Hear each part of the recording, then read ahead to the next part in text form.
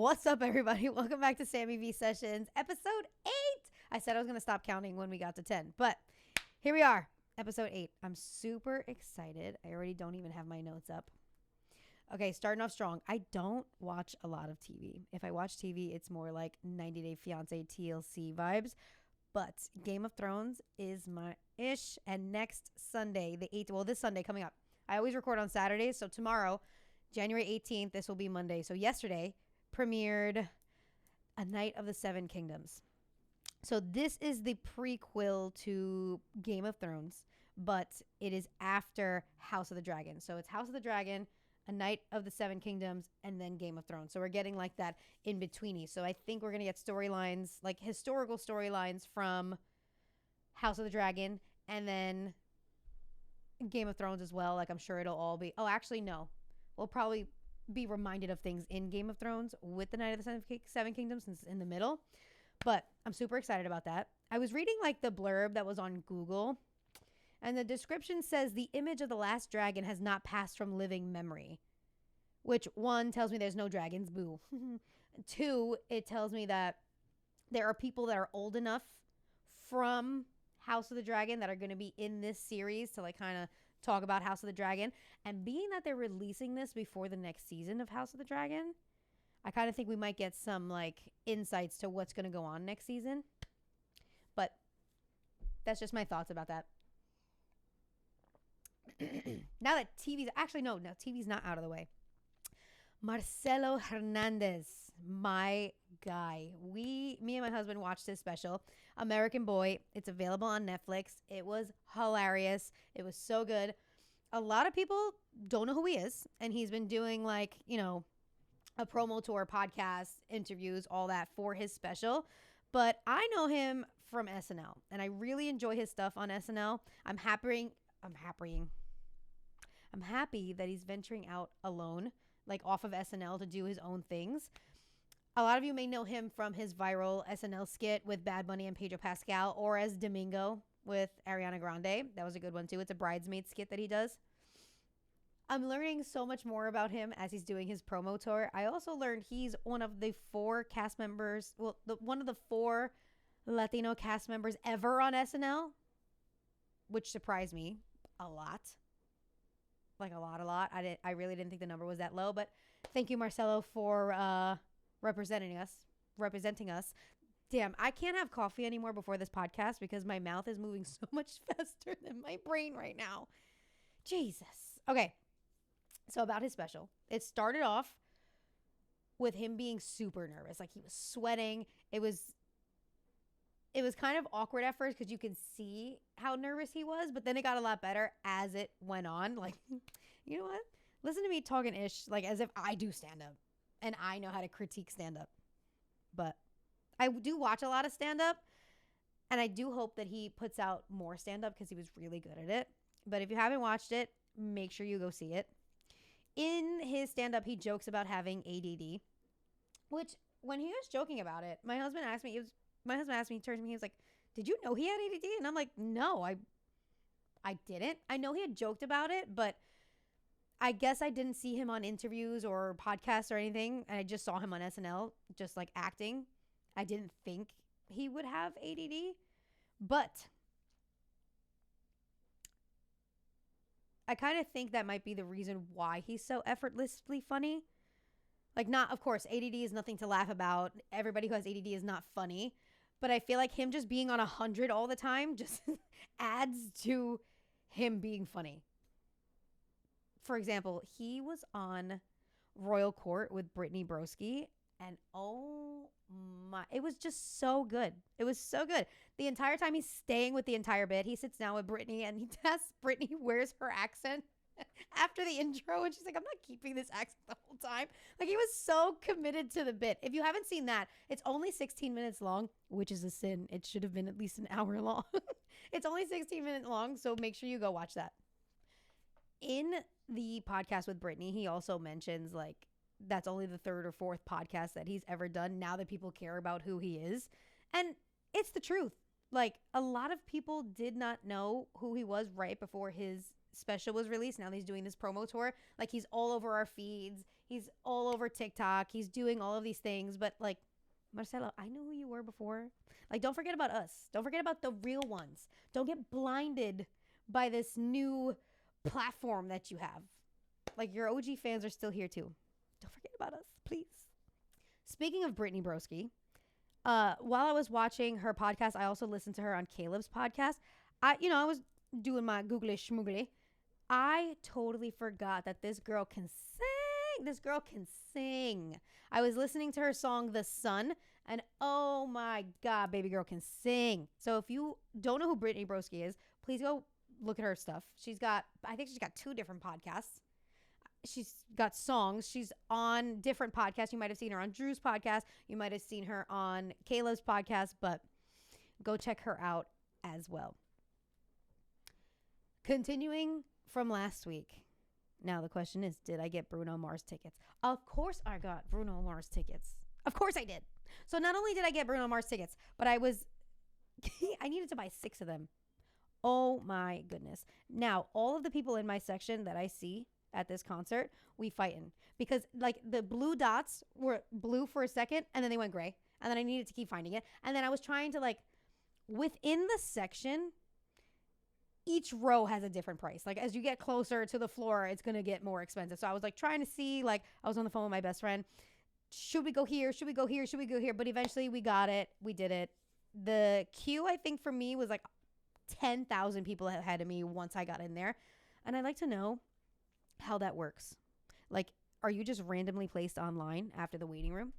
Or once you get in the waiting room, that's weird. I don't know. I heard rumors that it's just random. So I'm glad the Ticketmaster gods put me closer to the front, because I saw some people in the queues were like 200,000.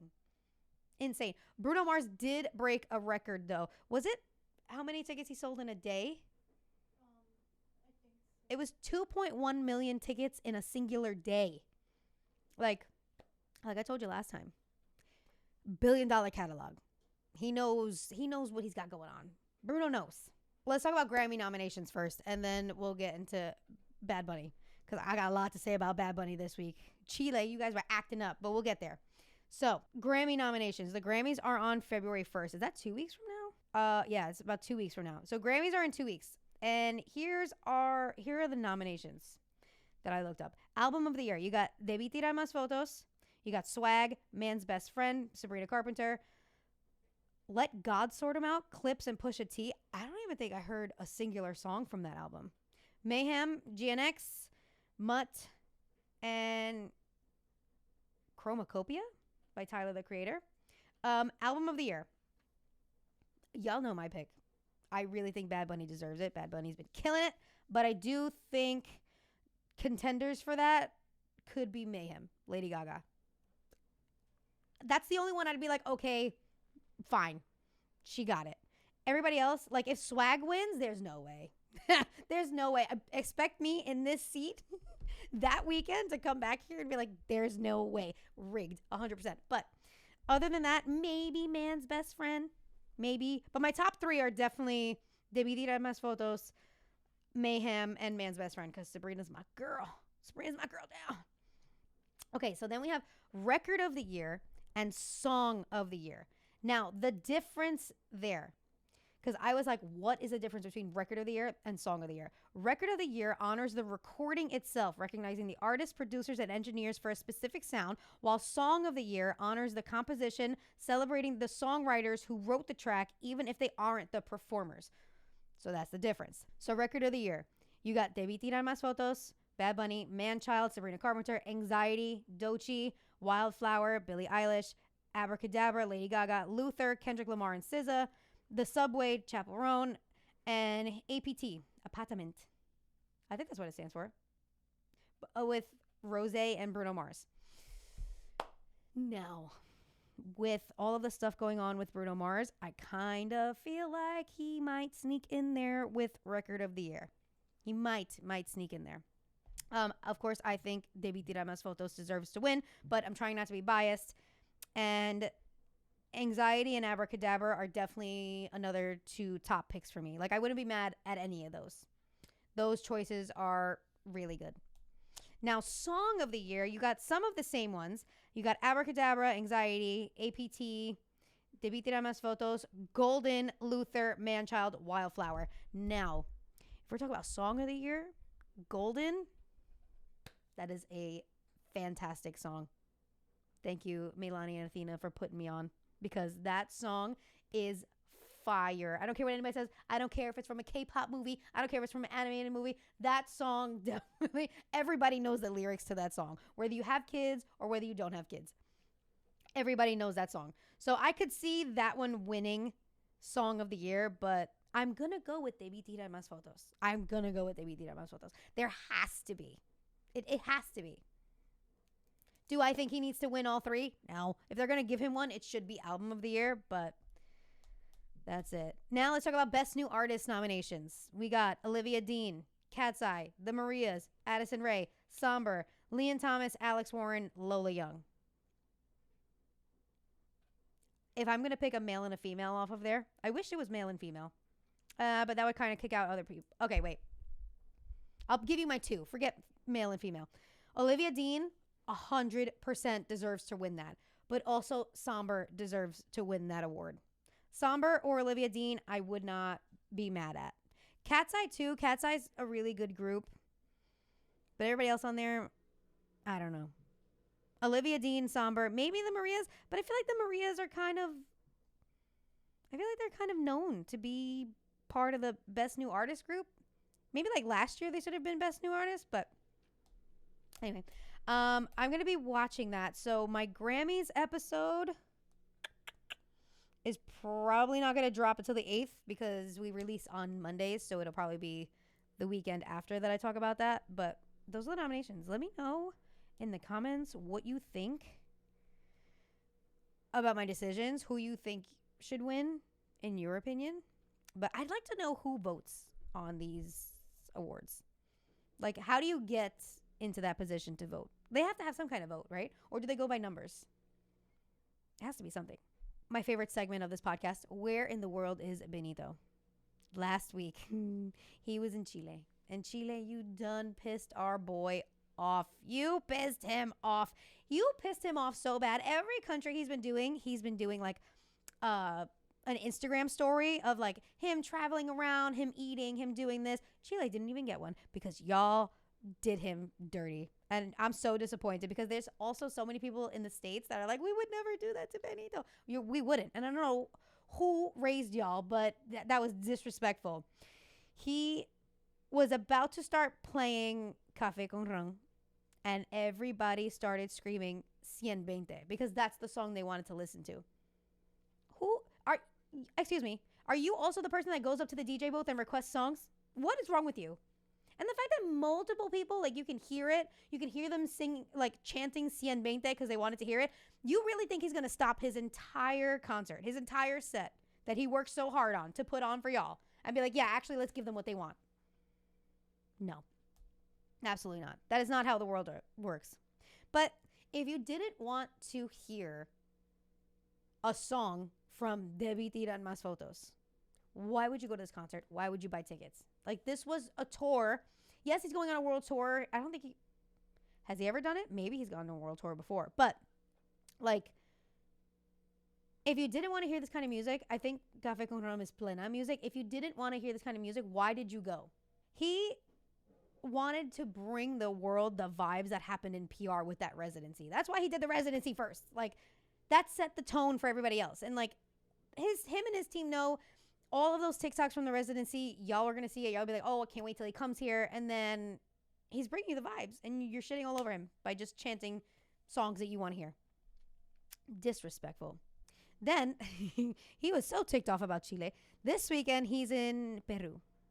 And in Peru, he's calling out. He's like, Chile.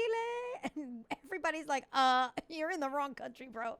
Like, the TikToks that came out about it, I'm like, damn, you have to forgive him. Like, he's still traumatized from what happened in Chile, that you just gotta let it go.